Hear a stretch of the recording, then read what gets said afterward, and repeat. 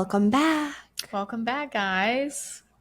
here at the Mason Movement podcast. I feel like kind of weird saying that every time. Yeah. It's okay. You know where you're at, I hope. You know where you're at. You Yeah. know who we are. If you don't, my name is B. I'm Jessy.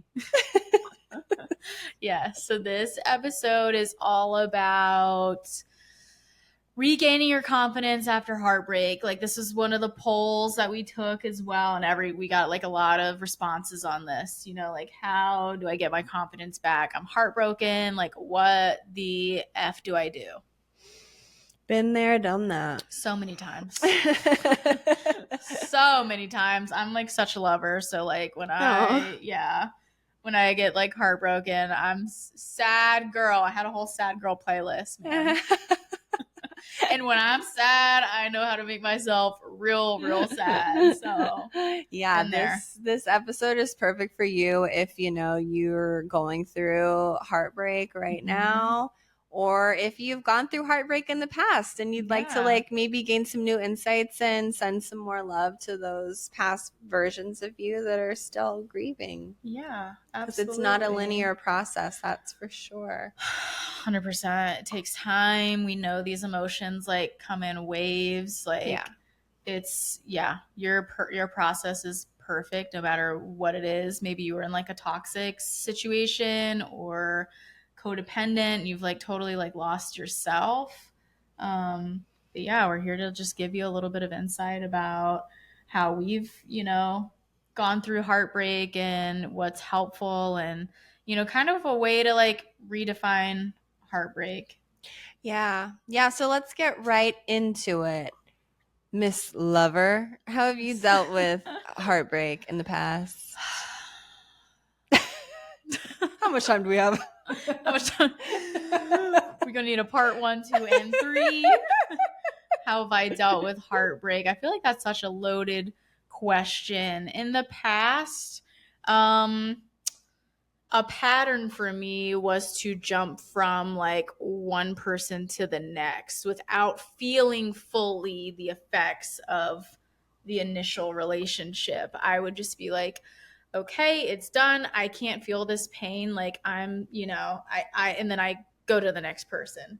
And it was just like, one after the other, just cycle. And, I jumped out of a marriage into, another long-term thing. And I really didn't feel or work through a lot of the trauma that I experienced from that marriage.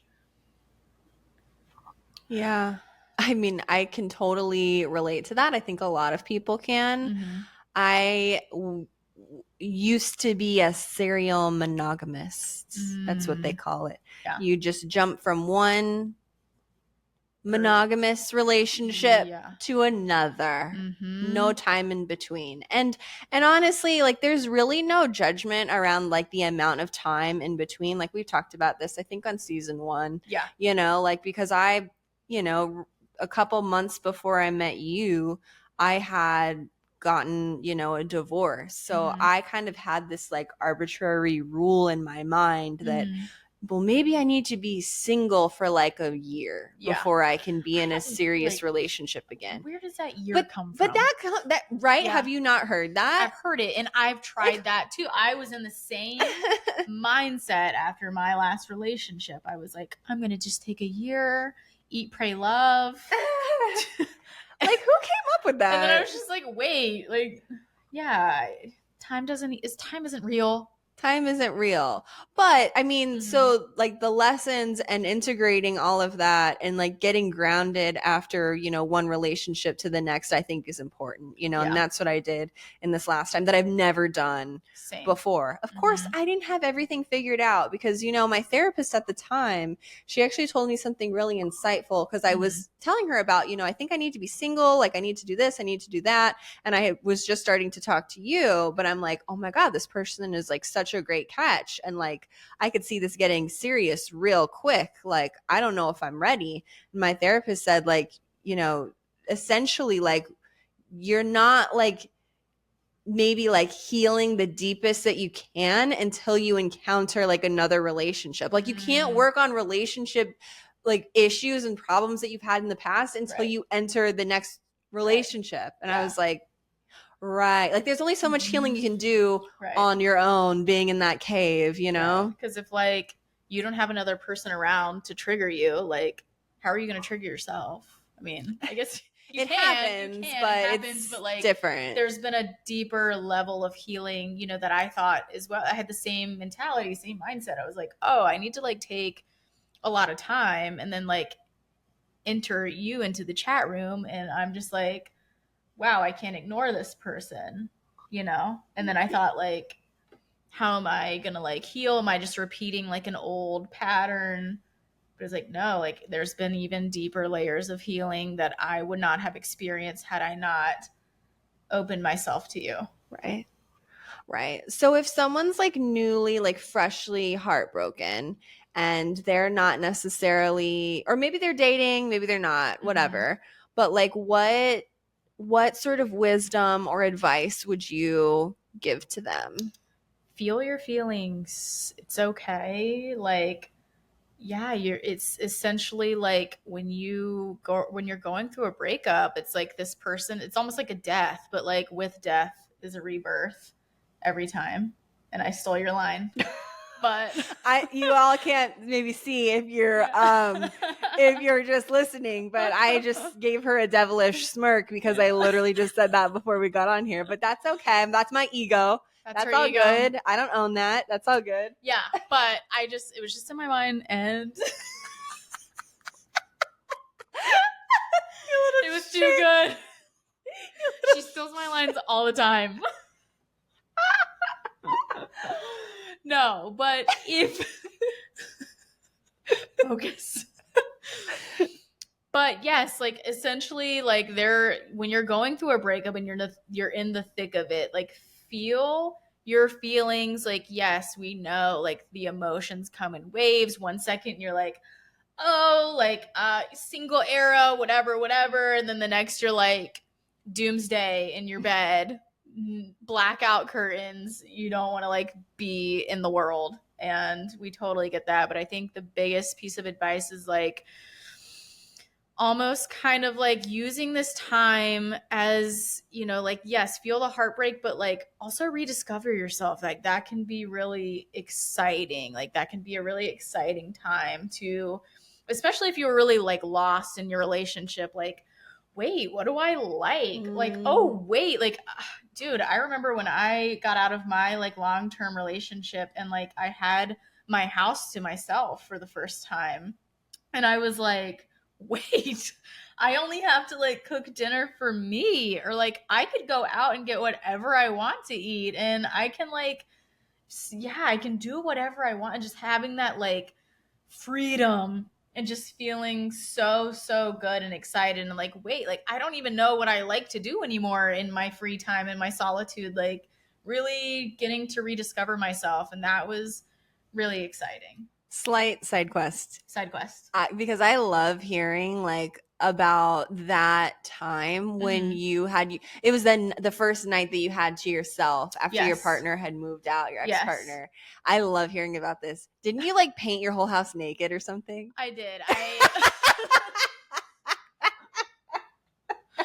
Okay, the bedroom, the primary room, I totally like redid the whole space, because there was a point in time where like the house didn't really feel like me, you know? It was like totally this other person's, and like yeah, there was like a spot or two of like you know, like I guess my influence, but it wasn't really me. It didn't feel like me. So like having that freedom to just like redo my space however I wanted to do it was just like, woo. I moved all the furniture out and I just like painted my bedroom black because that's just what I wanted to do. It's so sick. It looks so good. It looked fucking so love good. it. It was so sick. And there were like a ton of other things that I like redid around the house that just totally, you just get this newfound sense of freedom and like, oh, this is what I like. Like, oh, I get to do this. Like, this is exciting. Yeah. Yeah. And with that like newness and like discovering parts of yourself that maybe you didn't know were there can, you know, bring up some fear too. Like, oh, just opening up different layers of that. So like just know that it's a process, you know, like it might be okay, you know, one day I'm like fully into like, ooh, I'm rediscovering, I'm doing this, I'm doing that. And then the next day, like you said, waves, you know, like, no, I'm staying in. Like, that's all good. I used to shame myself when I was going through my last separation, like shaming myself for staying in and not wanting to go out. But like, no, that was like very much necessary and what I needed. And honestly, now that I'm talking it through, I have been in flight mode for so long. So like if you're constantly going, doing, feeling like, oh my God, I need to go do this, I need to go do that. Like you're in flight and like you need to regulate your nervous system. And we can help you with that. Yeah. How do we do that, baby? How do we regulate our nervous system? What's the easiest way? Oh, there's so many ways, but easiest way, you know, getting in touch with nature, bare feet on the ground. Yes.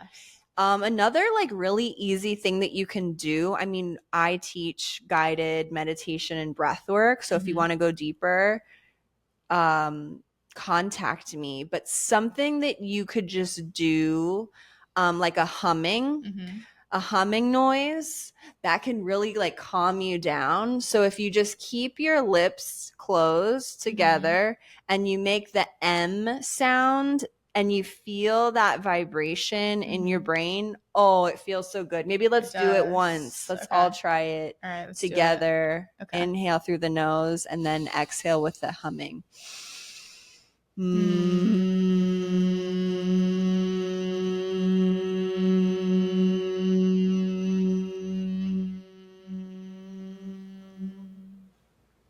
Yeah, that was good. That was nice. It feels so good, right? Guys, I know in my experience, I know how difficult it is, like when you're going through like a heartbreak, when you're such a lover and you're just like destroyed and you just don't want to get out of bed or you don't want to do anything. But like seriously, I wish I had known, you know, better ways to regulate my nervous system when I was going through those times in my life, because the sun will do you like so much good. Just putting your feet in the grass. Like, I know like how hard it is, but like if you can muster up the strength and like the courage to just get out of bed and just go put your feet in the grass in the morning and like be in the sun for like a couple minutes, like it will change your day. And like movement of your body, you know, even if it's just a short walk, like putting yourself out, like little by little, things will get easier each day. Yeah. And you know, the other thing is like really like allowing other people to be there for you, you know, whether it's your friends or your family or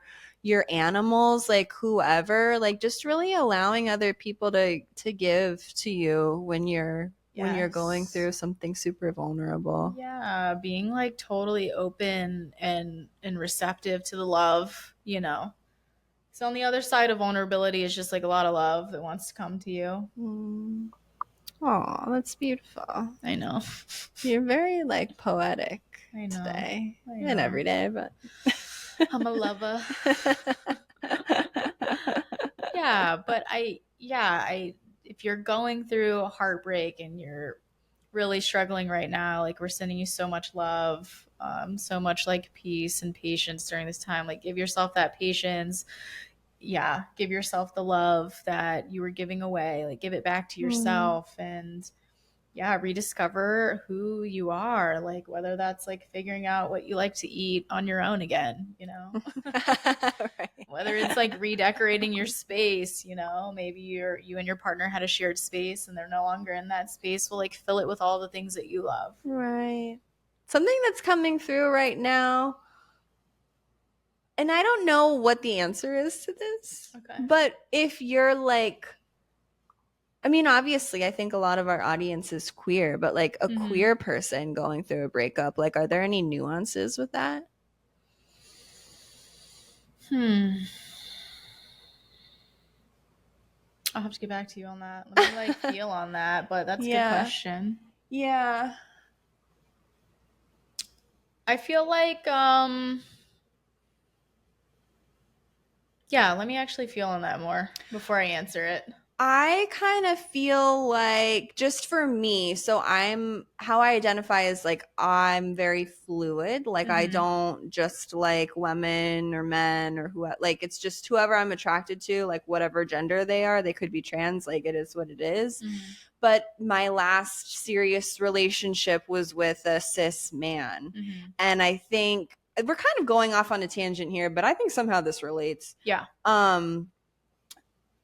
For a while, like in being in that relationship, you know, I kind of just got like, I think a lot of people assume like I'm heterosexual, you know, and so that like really like my identity was very, as a queer person, very invisible, you know, during those 5 years of my life. So like breaking up with him and being single kind of like allowed me to like reclaim my queerness in a way. Like not that that was ever turned off, because I can't, you know, change that obviously, but it like ignited something in me, and like it I don't know, it gave me like a newfound sense of like confidence and like, oh yeah, this is who I am, and like I get to explore these different parts of me, and like that was like really fun. Yeah, you felt like a part of you was a little bit invisible though. 100%. Yeah, like kind of muted. 100%. Until you're like out of that, and you can like really be like seen and rediscover like, you know, those parts of yourself again. Yeah.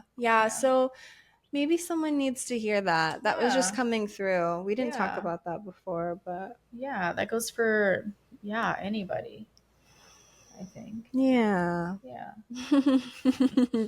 So yeah, if you're like going through a breakup, you need like extra support, we are so here for you. Like reach out to us on social media, find us at our website, themasonmovement.com. You can go deeper in coaching with both of us or just one of us, whoever you resonate with.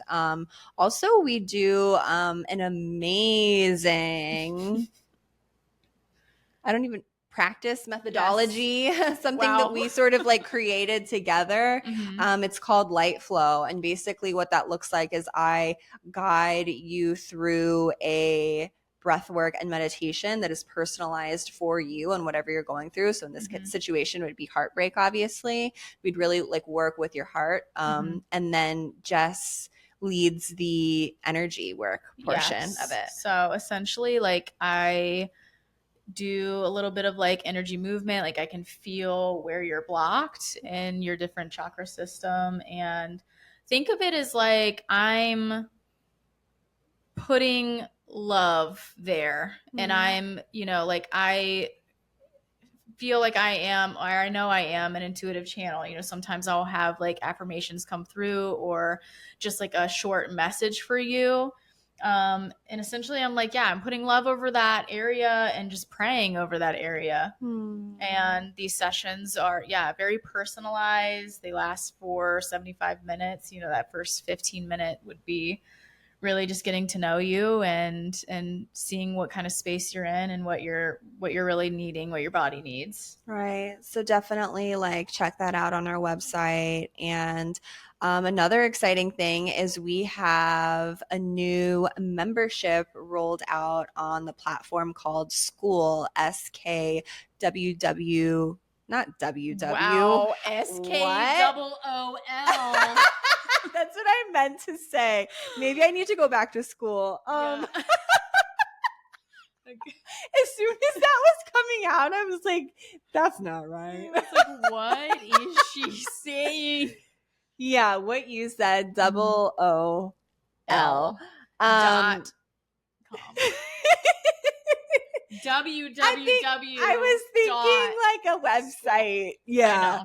I have a little bit of a foggy brain today, but we're rolling with it. We got it. No shame here.